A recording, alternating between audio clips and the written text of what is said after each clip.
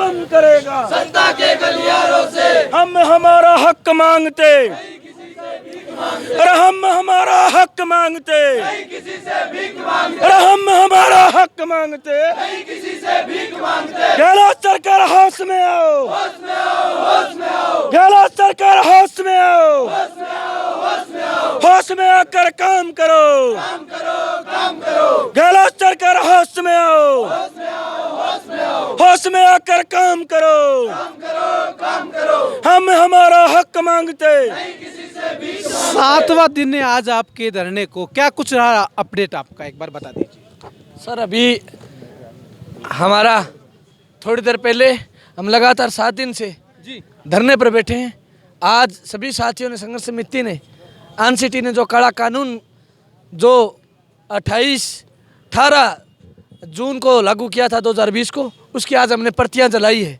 हमने आनसीटी को कहा है कि जो ये काला कानून है ये हमारे पेट पर हमला कर रहा है, जो ये नीतियां लेके आ रहे हो, जिस तरीके से बीएसटीसी के ऊपर जो हमला किया है उसके खिलाफ हमारा आज लगातार 7 दिन से धरना जारी है। हम तो सरकार से ये मांग करना चाहते हैं, राजस्थान सरकार से, कि आप मजबूती से आप 26 अक्टूबर को जो सुनवाई होनी है न्यायालय में, उस पर आप मजबूती से पैरवी करें ताकि बीएसटीसी का हक हमारा ले सके, क्योंकि ये हिस्से की लड़ाई है। हम सरकार से ये सवाल करना चाहते हैं कि आप बीएसटीसी क्यों करवा रहे हो, अगर करवा रहे हो तो इन पर हक पर डाका क्यों डाला जा रहा है। सरकार अगर जल्द समय रहते हमारी बात नहीं मानती है तो हम आंदोलन को और मजबूती से लेके जाएंगे।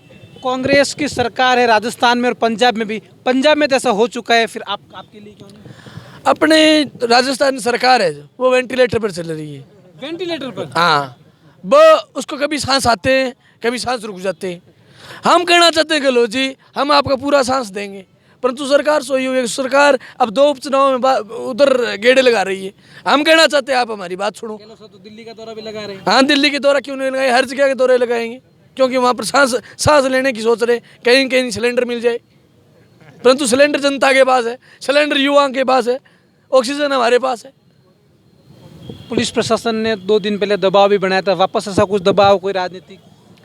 चारों तरफ से दबाने का प्रयास कर रही है सरकार। जो युवा अपने हक की बात करता है, अपने पेट के सवाल की बात करता है, अपने राइट की कोई बात करता है, सरकार पुलिस को आगे कर करके हमें दबाने का प्रयास कर रही है। हम सरकार से कहना चाहते हैं, हम आपकी झूठी धमकियों से डरेंगे नहीं। You kill my body, do not kill my idea.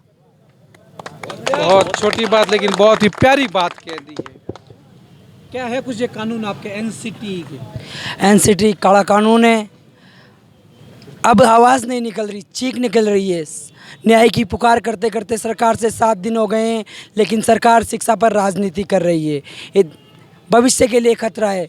हम पर कई प्रकार का राजनीतिक दबाव बनाया जा रहा है। सर आप देख रहे हैं मौसम भी ख़राब हो रहा है, ये बेरोजगार युवा खुले आसमान के नीचे आंदोलन कर रहा है, धूप में रहते हैं, इंदिरा रसोई का खाना खाते हैं, पर सरकार नहीं सुन रही है।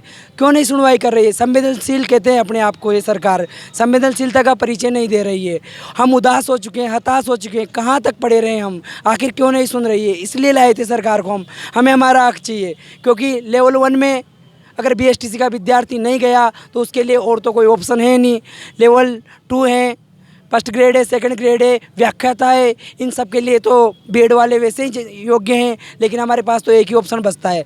अगर ये भी बीएड वालों को दे देती है सरकार तो कहाँ जाएगा बीएसटीसी बेरोजगार, कहाँ जाएगा, क्या होगा उसका? 4 लाख 4.25 लाख परिवारों का सवाल है, और 4.25 लाख परिवारों का ही नहीं, ये बीएसटीसी पूरे हिंदुस्तान में अलग अलग नाम से होती है। यहाँ पर डीएलएड है, जेबीटी है, इस प्रकार से 1,30,00,000 बीएसटीसी के विद्यार्थी होते हैं, प्राथमिक स्तर के विद्यार्थी होते हैं, क्योंकि प्रारंभिक शिक्षा में 1 से 5 प्राथमिक स्तर के लिए हम बीएसटीसी धारियों को चुना जाता है। हम ट्रेंड होते हैं, बीएड वाले अनट्रेंड होते हैं, क्योंकि हमें प्रशिक्षित माना जाता है 1 से 5 वालों के लिए। तो हम अच्छी शिक्षा दे सकते हैं, गुणवत्तापूर्ण शिक्षा दे सकते हैं। गुणवत्तापूर्ण शिक्षा के लिए शिक्षा में नवाचार हम लोग ही कर सकते हैं, क्योंकि हमें पता है किन शिक्षण विधियों के माध्यम से, किन नवाचारों के माध्यम से पढ़ाया जाएगा। क्वालिटी एजुकेशन की अगर बात करते हैं तो फिर उनको तो उन चीज़ों का ज्ञान ही नहीं है।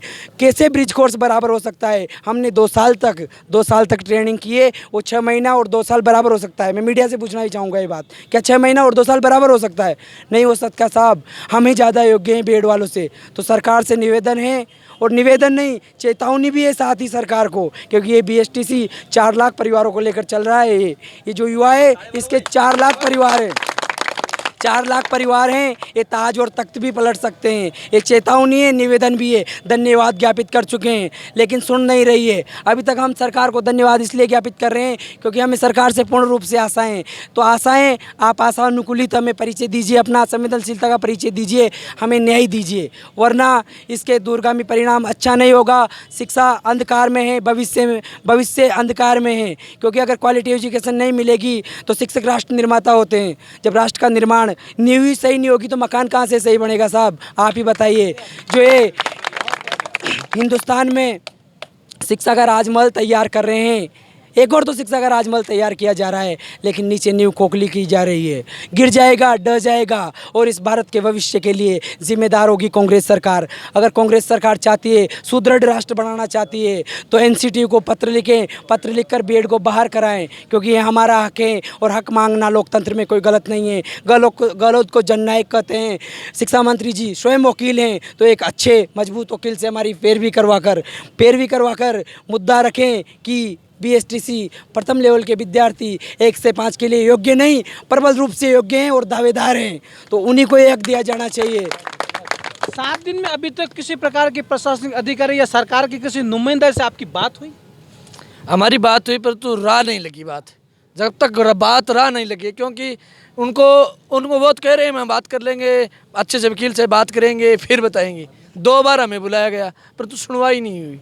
जो बात लेकर के गए उनमें सुनने वाला कोई है ही नहीं। हमारी आरती डोगरा जी से बात हुई, हमारी ललित जी से बात हुई, आश्वासन मिला है, वो भी झूठा मिला है कि बात करेंगे। क्या आता है जी बात करने का, बात करेंगे ये कह रहे हैं। वो तो हमने कहा कि घर वापसी तब करेंगे जब आप हमें लिख कर ये नहीं देते, अगर आप NCT को चिट्ठी नहीं लिखते, आप मजबूती से पैरवी की हाँ नहीं भरते, तब तक हम नहीं जाएंगे घर।